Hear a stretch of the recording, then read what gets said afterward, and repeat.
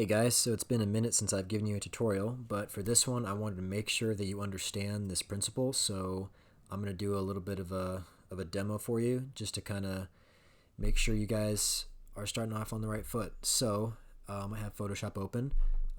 Working in default Photoshop size is fine. Just hitting create, and then we can go ahead, and if you don't have this, you can go to Window, Timeline, most of you should know this, and hit create frame animation. So you've probably already heard me talk about the principle of ease in and ease out. So the example that I'll be showing you guys is the principle of ease in. So how I'm going to do this one is, let's see if I can actually do it with a sphere. So I'll make it relatively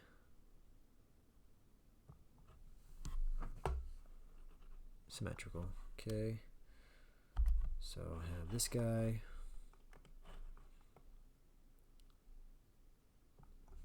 So ease in. So let's just make, I said 12 frames, right? So let's do duplicate, ellipse, that's fine.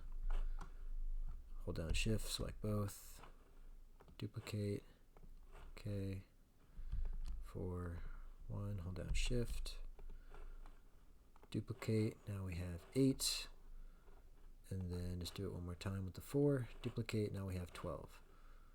Move this up a little bit. And they are all on top of each other. So this is just to show you kind of what ease in would look like. So let's do actually, so move this one out. This is kind of a good way to show you something that I want to show you guys. So let's do view, guide, new guide. So what you can do is you can create a horizontal guide like right here or right here, basically like a line that goes across if you hit horizontal, and it can keep it can help keep your animations online, like create like a ground plane that isn't there in a sense, and you can kind of select the different colors. I'll just go with cyan because why not, and then I'll say, just to see where it is, it's like 100. Okay, and then I can actually move this. Let's say I wanted to move it like right here. View, guides, new guide, 100. Okay, down to here. All right, so ellipse 1 copies there. Now we can do, let's get rid of all the rest of these. So ellipse 1, ellipse 1 copy. I think it's just right on top of it. Move it over just a little bit. Then we can show 2. Excuse me. Then we can show 2. And bring that over even further. And what I should be doing is changing the opacity so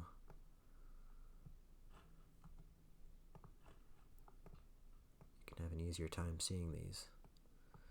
So what I'm looking for is the distance here increasing each time. So the spacing between the spheres increases with each sphere that comes out. So now we can do this one, opacity low.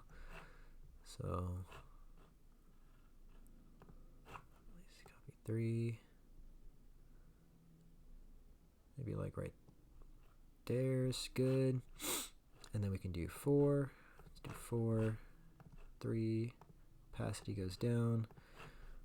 4. And now we can start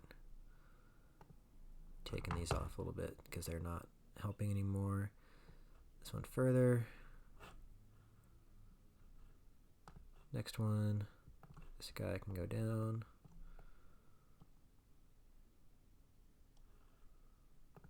This guy. Whoop. Take him off. bit further. Cam off. Boom. This guy can bring down the opacity. This guy, it's a little bit confusing, but once you kind of get in the swing of it, it makes sense. So a little bit further. Maybe like there. And to kind of show you what I mean, I'm only on the 7th frame. I'll keep going all the way through so you can kind of see it all the way to the end. And then I'll make this one, this guy, opacity lower, this guy, bring it over fully like that. And then boom, boom, opacity down, this guy.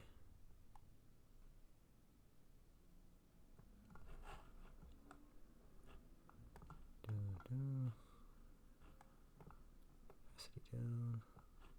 I guess you don't really need to have the opacity for these guys anymore because they're not really overlapping. So that only goes to 10, so I might have had to have shortened the distance there, but same effect still applies. So now I can turn all these back on. I'll keep these two turned off, and then I'll go ahead and turn up the opacity for all of them. The opacity was just more of a tool to help me see where each ball had been before, so I can kind of gauge the distance of where the ball needed to go. 8, 9. So in ease in, the ball will start moving slowly and then it'll speed up. So let's create some frames here. So I only have 10. And don't be like me, you guys have to have yours at 12, but this is just kind of a way to show you how it should be done. So then 1 should only have 1. If you click and drag, you can make these eyes all turn off at once. So 1 is with 1, 2, should only have 2, 3, 3, 4, 4, 5, 5, 6, 6, 7, 1, 2, 3, 4, 5, 6, 7. 2, 3, 4, 5, 6, 7, 8, 9, 10. So then whenever we play this, you see how it starts out really slow and then it speeds up? That's kind of what we're looking for with ease in. And then you can also, let's see, U guide, clear guides, and those can go away. And then you can move this down, so then, and you can also change the speed of these as well. So if you hit shift on the first one and then you select the last one, you can change these all to 0.1 or whatever speed you want to have it at. I think I kind of like no delay, actually. Whoop. 1, no delay, play. It's pretty quick, but I mean, you can still kind of tell it's slow in the beginning and then it speeds up. So that's essentially what we're going for. I guess if you can follow this, maybe you can make it a little bit slower in the beginning so you can hit your 12 frames, not do the 10 like I did. But essentially this is what ease in will look like, and then it'll be the opposite for ease out. So it'll be going fast and then going and then slowing down as it gets to the other side. So that one will be basically the reverse of this one. But hopefully that helps you understand more of ease in and ease out. And good luck with your projects, guys.